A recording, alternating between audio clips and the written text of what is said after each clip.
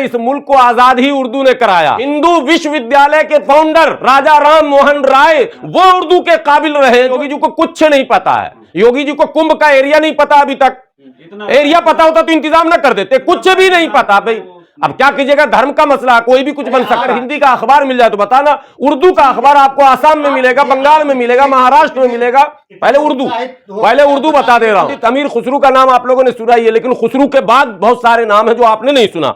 पंडित चंद्रभान ब्राह्मण है, मुंशी नवल किशोर ब्राह्मण है, दया नारायण निगम ब्राह्मण है, जगत मोहन लाल रवा ब्राह्मण है, मुंशी महाराज बहादुर ब्राह्मण है, पंडित ब्रज नारायण चकबस्त जिनके अशार हम लोग रखते थे, सुनाते थे लखनऊ के, वो ब्राह्मण हैं। सबसे पहले भारत के लोगों को यह जानना जरूरी है, विशेषकर हिंदू भाइयों को, कि जब जब भाजपा शासित राज्य का मामला हो या केंद्र का मामला हो, भाजपा जब भी संकट में आती है तो मुसलमानों को जरूर याद करती है। मुसलमान संकट मोचक भाजपा के लिए। और ये प्रमाणित हो गया कि कुंभ में हुए भगदड़ और नई दिल्ली रेलवे स्टेशन पर हुए भगदड़ में जो मौतों के आंकड़े को छुपाया जा रहा था और विपक्ष के नेता जो बार बार आंकड़े सार्वजनिक करने की मांग कर रहे थे, उससे मुंह मोड़ने के लिए और टीवी पर नई बहस छेड़ने के लिए सदन में योगी आदित्यनाथ जी ने जानबूझकर ऐसे शब्दों का प्रयोग किया जिससे बहस जो है वो इस पर होनी शुरू हो जाए, और उसमें वो सफल हो गए। सफल इसलिए हो गए कि लगातार कल पूरे दिन और अभी भी तमाम नेशनल चैनलों पर भी और तमाम आप जैसे पत्रकारों ने भी इसी को मुद्दा बनाया है। आप लोगों ने भी उस विभीषिका को भुला दिया जिसके शिकार हजारों परिवार के लोग हुए। बहरहाल मैं भी, चूंकि प्रश्न जो होगा उसका उत्तर देना पड़ेगा, तो आपने प्रश्न किया, आपने सवाल किया है। पहले तो देश को यह बता दूं उर्दू के विषय में, फिर उस मानसिकता और जो शब्द योगी आदित्यनाथ जी ने इस्तेमाल किए उस पर मैं बात करूंगा। पहले तो जो 4 मिनट 48 सेकंड का जो भाषण माननीय मुख्यमंत्री योगी आदित्यनाथ जी ने जो दिया है, उस 4 मिनट 28 सेकंड के भाषण में, तकरीर में 7 बार उन्होंने उर्दू लफ्ज का इस्तेमाल किया। यानी उन्होंने तबके की बात की, एक तबका उर्दू लफ्ज है। उन्होंने पायदान की बात की, आखिरी पायदान उर्दू लफ्ज है। अगर लफ्ज उर्दू है, बात उर्दू है, बच्चों उर्दू है, सरकार भी उर्दू है, और अंदर और दुनिया, ये 6-7 बातें जो उन्होंने इस्तेमाल की थी, ये सब के सब उर्दू लफ्ज थे। यानी कि उर्दू के खिलाफ बोलने के लिए भी उनके पास हिंदी में शब्द नहीं थे। अब सवाल ये तकरार उर्दू हिंदी का है ही नहीं। उर्दू हिंदी को समझने के लिए तो 2 लाइन में आप समझ लें कि पूरे भारत में सबसे ज्यादा बोले जाने वाली जो जुबान है वो उर्दू है। पूरे भारत में सबसे ज्यादा लोग जो बोलते हैं वो उर्दू बोलते हैं। यहां तक कि जो कथित तौर पर अपने आप को हिंदू नेता आजकल नए आए हैं, हिंदू नेता, भारत के नेता नहीं, हिंदू नेता कथित तौर पर जो कहते हैं, और जबरन जो उर्दू और इस्लाम और मुसलमान को जोड़कर उसकी दुश्मनी का बाज़ाब्ता ऐलान करते हुए जो मीडिया से मुखातब होते हैं, वो नेता भी 50% से ज्यादा उर्दू लफ्जों का इस्तेमाल करते हैं। उनके पास कोई दूसरा मुतबादिल नहीं है, कोई विकल्प नहीं है, कोई इसका सब्स्टिट्यूट उन्होंने नहीं तैयार किया और कर भी नहीं सकते। जितने अल्फाज रोजमर्रा में जो इस्तेमाल होते हैं, जो रोजाना हम लोग बोलते हैं, इस्तेमाल करते हैं, उन तमाम रोजमर्रा बोले जाने वाले लफ्जों में ज्यादा बड़ी मिकदार में, ज्यादा तादाद में जो अल्फाज हैं वो उर्दू के हैं। और उर्दू के बगैर कोई तकरीर, कोई भाषण, कोई लेक्चर मुकम्मल नहीं हो सकता। अब एक बात और अहम बता दूं आपको, वो ये कि जिस हिंदी को वो अपने स्वाभिमान से जोड़ते हैं और बोलते हैं राजभाषा है, उस शुद्ध हिंदी में वार्तालाप करने वालों की संख्या पूरे भारत में बमुश्किल 2 से 3% है जो शुद्ध हिंदी में वार्तालाप कर सके, उसमें मिश्रण न हो, उसमें कोई दूसरी जुबान जो है शामिल न किया जा सके। ऐसा ढूंढने से नहीं मिलेगा। प्रधानमंत्री हो, गृह मंत्री हो, चाहे वो रक्षा मंत्री हो, चाहे सुरक्षा मंत्री हो, मंत्री चाहे जो भी हो, उनके संबोधन को निकाल लेना, आप उनके यूट्यूब से तमाम वीडियो निकाल लेना। आपको जब उनकी तकरीर सुनोगे, आप भाषण सुनोगे, उसमें उर्दू लफ्ज का जखीरा मिलेगा आपको। अब उर्दू को मुसलमानों से जोड़ दिया। पहले यह क्लियर कर दूं कि उर्दू भारत में क्यों ज्यादा बोली जाती है।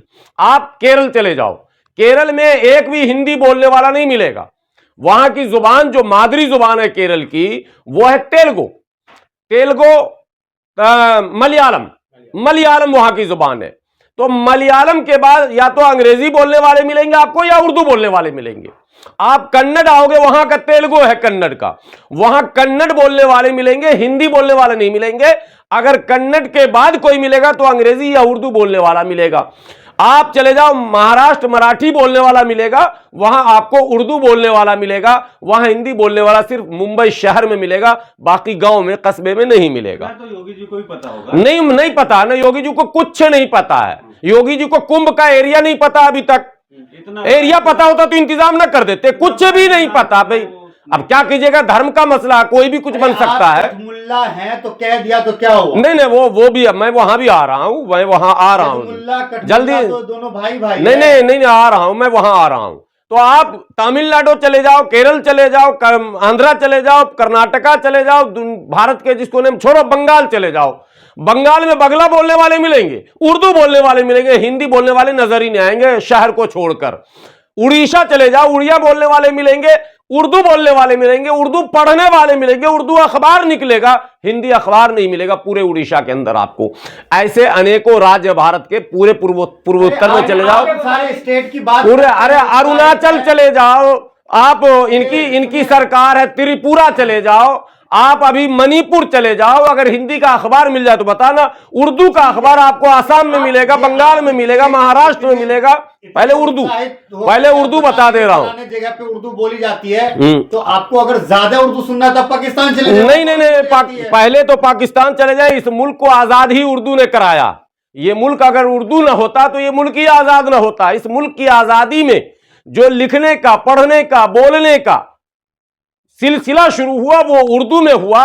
और इस मुल्क के मुजाहिदे आजादी जितने हैं, उनके नाम को निकालें आप तो उनके खुतूत जो पुराने निकलेंगे वो सब उर्दू के निकलेंगे। उर्दू बोलने वाले मुसलमान है? नहीं, मुसलमान नहीं है, ब्राह्मण पंडित।